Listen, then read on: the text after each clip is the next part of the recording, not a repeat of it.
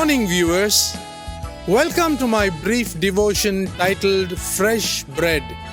And I do hope that it makes an impact in your life as you begin a new day in Christ. Turn with me to the book of Zechariah, chapter 14, verses 16 to 18, and let me read these verses from my Revised Standard Version. Then everyone that survives of all the nations that have come against Jerusalem shall go up year after year to worship the King, the Lord of hosts, and to keep the Feast of Booths. And if any of the families of the earth do not go up to Jerusalem to worship the King, the Lord of hosts, there will be no rain upon them. And if the family of Egypt do not go up and present themselves, then upon them shall come the plague with which the Lord afflicts the nations that do not go up to keep the Feast of Booths. The Feast of Booths is another name for the seventh feast of the Lord, the Feast of Tabernacles.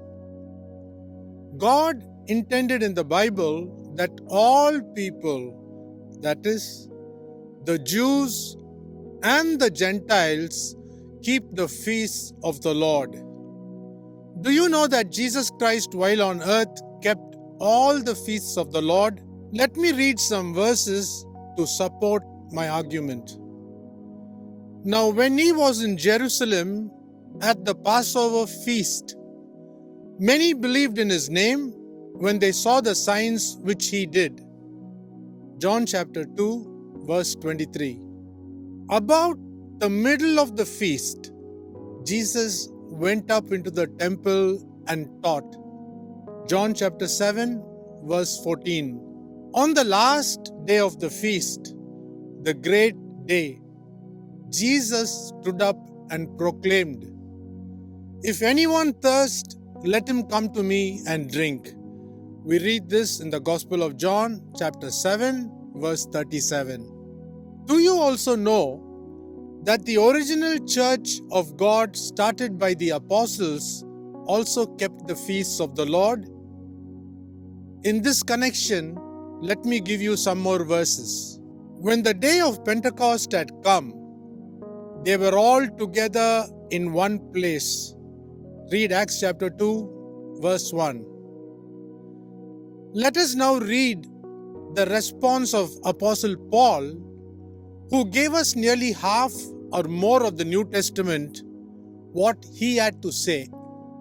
But on taking leave of them, he, that is Paul, said, "I must by all means keep this coming feast in Jerusalem, but I will return again to you, God willing."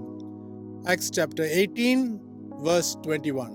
This verse is in the King James Version, the New King James Version, and in another few versions only.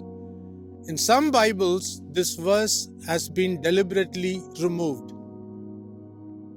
Let me lay before you one more verse to remind ourselves what the Apostle Paul did. For Paul had decided to sail past Ephesus so that he might not have to spend time in Asia, for he was hastening to be at Jerusalem if possible on the day of Pentecost. Acts chapter 20, verse 16. Do you recall that the apostles also taught the Gentiles to keep the feasts of the Lord? Therefore, let us keep the feast, not with old leaven, nor with the leaven of malice and wickedness, but with the unleavened bread of sincerity and truth. Read 1 Corinthians chapter 5, verse 8. Now coming to the next question. Did Jesus Christ ever authorize us to stay away from celebrating the feasts of the Lord? Now please listen to what Jesus Christ had said. You leave the commandment of God and hold fast the tradition of men. Jesus Christ spoke this more than 2000 years ago. Yes, as of today, he reminds us that we have a fine way of rejecting the commandments of God in order to keep our tradition. Those who wish to follow the teachings of Jesus Christ as well as the teachings of the apostles are expected to still keep the feasts of the Lord. It is not only for the Jews, it is for the church which has Jews and Gentiles.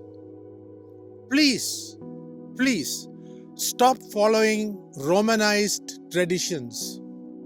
Jesus Christ is coming very, very soon to take those who are doing what the Bible has said, and not those who keep the traditions of men.